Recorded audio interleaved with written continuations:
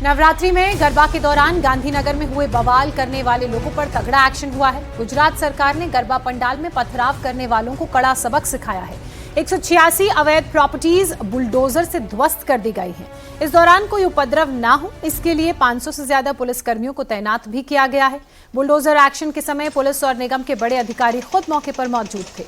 25 सितंबर को शहर के बहियल गांव में गरबे के दौरान बदमाशों ने हिंदुओं पर पत्थरबाजी की, जिसके बाद पूरे इलाके में हिंसा की तस्वीर देखने को मिली। बवाल के दौरान उपद्रवियों ने हिंदुओं की दुकानों को भी टारगेट करके उनमें तोड़फोड़ की।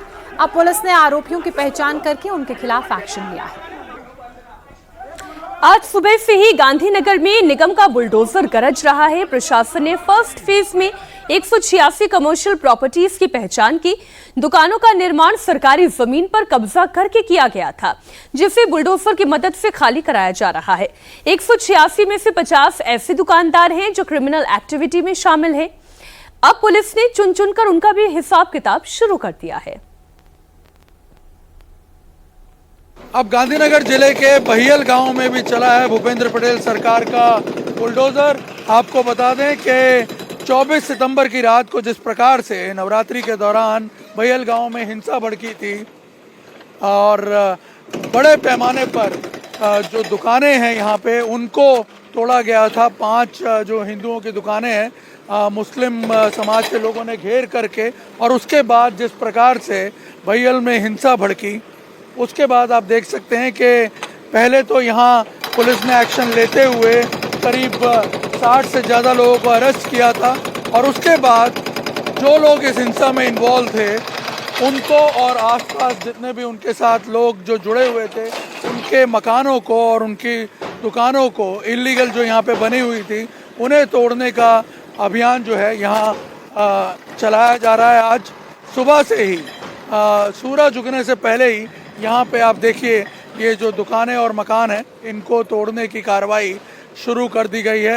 आपको बता दें कि ये काफ़ी समय से इलीगल दुकानें जो हैं वो बनी हुई थी, ये मकान जो हैं बने हुए थे, और इनको इससे पहले 22, 23 और 24 2022, 2023 और 2024 में भी नोटिस जो हैं वो दिए गए थे, और उसके बावजूद जब कोई कार्रवाई नहीं हुई तब एक आखिरी नोटिस दिया गया पहली अक्टूबर को, और बता दिया गया था कि 8 तारीख को शाम को 6 बजे तक इन्हें ये तमाम जो इलीगल कंस्ट्रक्शन है उनको तोड़ना पड़ेगा खुद ही, और उसे खाली करके निकलना पड़ेगा, वरना सरकार जो है उसे तोड़ देगी। और आप देख सकते हैं आज सुबह से ही जो है एक्शन शुरू हो गया है, और यहाँ पे करीब 186 फर्स्ट फेज में 186 प्रॉपर्टीज़ जो हैं वो आइडेंटिफाई की गई हैं,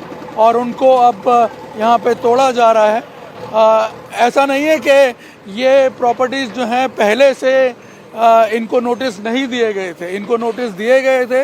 लगातार प्रशासन जो है उसकी तरफ से कार्रवाई जो है वो की जा रही थी, लेकिन जब देखा गया कि कोई एक्शन नहीं लिया गया है इनकी तरफ से, और लगातार जो ये इलीगल कंस्ट्रक्शन है वो आप देखिए बढ़ता ही जा रहा था, उसके बाद सरकार ने अपनी जो कार्रवाई है उसको तेज़ किया, और उसके बाद आप देखिए जिस प्रकार से ये हिंसक घटनाएं होनी शुरू हो गई यहाँ पे, और जब देखा कि ये लोग इलीगली कंस्ट्रक्शन तो कर ही रहे हैं लेकिन साथ साथ कानून को भी अपने हाथ में ले रहे हैं, तब जाकर के यहाँ पे आप देख सकते हैं कि अब ये जो है डिमोलिशन का एक्शन जो है उसको लिया गया, और यहाँ आप देख सकते हैं सरकारी बुलडोज़र जो हैं वो यहाँ पहुँच करके इन तमाम जो इलीगल प्रॉपर्टीज़ हैं उनको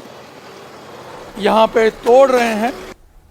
जिस वक्त इन इलीगल प्रॉपर्टीज को तोड़ा जा रहा था उस वक्त निर्णय ने ग्राउंड पर यह पूरी रिपोर्ट तैयार की। आपने देखा किस तरह से एक्शन लिया गया। दरअसल 25 सितंबर को भीड़ ने गरबा में शामिल लोगों पर पत्थरबाजी की थी। पुलिस ने इस मामले में कार्रवाई करते हुए लगभग 70 आरोपियों को गिरफ्तार किया।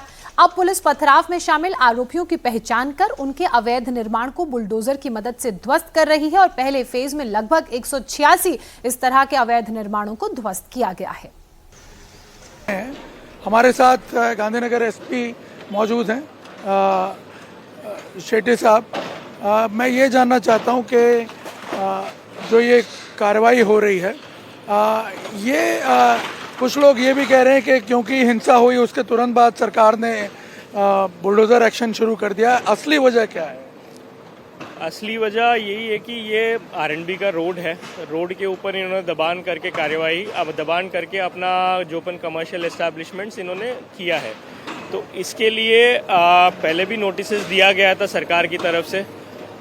लगभग 1 साल से ये प्रोसीजर चल रहा है, बट आज करने का कारण यही है कि सरकार इसमें से लगभग 50 स्ट्रक्चर्स ऐसा है जिसके खिलाफ गुनाह दाखिल हो चुके हैं। तो प्रायोरिटी में करने का मेन कारण यही है कि तुम्हारा गैरकायदेसर दबान होते हुए भी इतना हिम्मत दिखा रहे हो, तो सरकार एक क्लियर मैसेज देना चाहते हैं सारे असामाजिक तत्वों को कि तुम्हारा जोपन दबान है उसको खिलाफ कार्यवाही किया जाएगा एंड सरकार किसी भी तरीका की गैरकायदेसर काम को सहन नहीं किया जाएगा एंड हर एक तरीका से इनको सरकारी कार्यवाही किया जाएगा। आप ये कहना चाह रहे हैं कि एक तो इलीगल एनक्रोचमेंट किया हुआ है और उसके बाद आप कानून और व्यवस्था को भी अपने हाथ में ले रहे हैं, तो सरकार को कोई ना कोई मेजर जरूर अडॉप्ट करना पड़ेगा मैसेज देने के लिए। सरकार मतलब वही कह रहा हूँ, किसी तरीका से इलीगल एक्टिविटीज़ को सहन नहीं करेंगे। ये क्लियर मैसेज देना चाहते हैं कि तुम्हारा अगर इलीगल एक्टिविटीज़ हो रहा है हर तरीका से कार्यवाही, तुम्हारे गुनाह तो दाखिल होगा, सख्त से कार्यवाही होगा, तुमको बेल नहीं मिलेंगे वो भी सरकार कोशिश करेंगे।